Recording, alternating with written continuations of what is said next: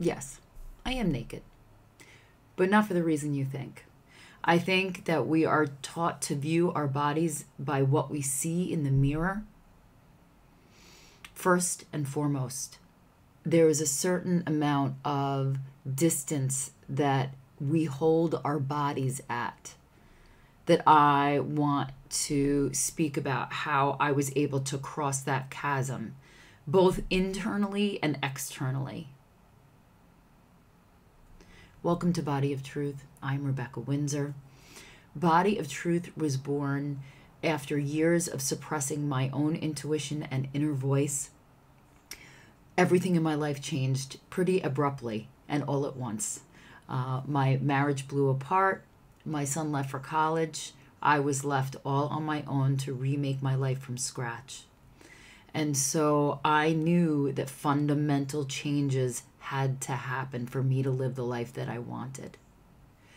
So the first thing that I did was I got really quiet and allowed that voice to start to pick up in volume. The second thing is I decided I got really, really clear on what I wanted. And the third thing is, in order to make any of these changes stick, I brought them up through my physical body so that they became a muscle memory through habit and reenacting these physical habits so that, in fact, I did change my actual reality. What I hope is that you start to listen to your own intuition or start to take a little bit of a self-inquiry of your own. So just as a little aside, the one thing I want to talk about, besides the ridiculous standards that there are in society today about women's bodies, is I think the one that I resent the most is snapback culture. The idea that your body is supposed to look prepartum 2 months after you've given birth, I resent that shit.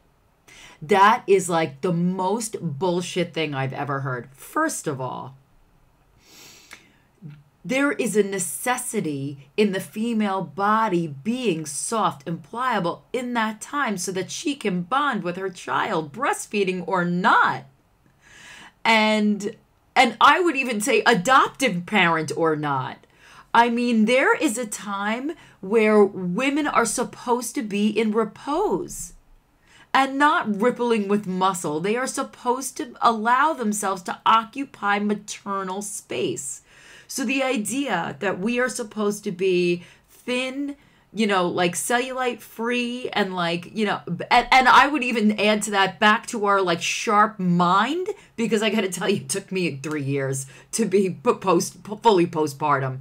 And I feel that is a genetic thing. So when our babies don't stop crying, we don't leave them on the side of the road. So snapback culture has to fucking go, is how I feel. Okay. But I think it's very important for us to determine the difference between our self-evaluation, which is most often critical, is just a reflection of what we physically see in the mirror, other than how we feel our bodies from the inside out. And I'll link below about, different ways that you can sensually love your body. Listen, I am all for a self-sex practice. I think it leads to actual, just general good health. We all know that the endorphins of what orgasms do for us, especially as women, where men can be depleted by them. And there's that whole movement of orgasming without ejaculation. Women can ejaculate, and actually I would say that they build and your orgasms get stronger and stronger, and your ability to have them actually is easier and easier. With women, we have the gift of one orgasm can build on the next. So I fully subscribe to a self-sex practice, and I want to dive into that more. But I do want to go back to the connection of our own expectations of our body and our body's performance and how we feel internally inside our bodies. So I've mentioned before that I was not brought up as an athlete. I always danced from the time I was little, but I just didn't, and we always, like, I was a kid of the, the late 70s, early 80s. So we were always playing outside. Like, I mean, we were let go in the summer when it was sunlight, and we were just called home, like, when it was completely dark out. It was a beautiful time, a pretty carefree time to be a kid. And I would say that at that time when you're young, you're so unconsciously in your body. You feel very free. If you've got full mobility and you're able to just run and play, it not only do you take it for granted, but there's such freedom in movement. You're not self-conscious about how you're running. You're just running, right? And then the self-consciousness of adolescence takes over, and suddenly you wonder about what you look like from the outside in, and our perspective in our body changes. And, I know that this happens for men too, but it's pretty intense in women, especially now that the standard for women is like so Barbie doll grotesque. It has nothing to do with what women's bodies look like. And the other thing is, as someone who fell in love with exercise, I am a proponent, and I know that you can change your physical body shape through diet and exercise. It's really mostly in the kitchen, and then it's rounded out at the gym. But I also believe in fully inhabiting your body, and some of the sexiest women I know are curvier and larger, but they own every inch of their skin and body. So I ask you today to sit inside your body, naked if you can, and just feel, are you all the way in there from your fingers to your toes? Run your hands over the skin of your body. Are you pinching parts that aren't flat? How much? And now stand in front of a mirror and give yourself a look, but not with the critical eye that we have been trained to do. Look at your body with the eye of all that your body is capable of, and give it a little gift. I would say the parts that you don't like, pay more attention to. Touch them lovingly. And I hope that this maybe could create a shift for you where you, listen, I absolutely am critical of my body. We all are going to have that within us.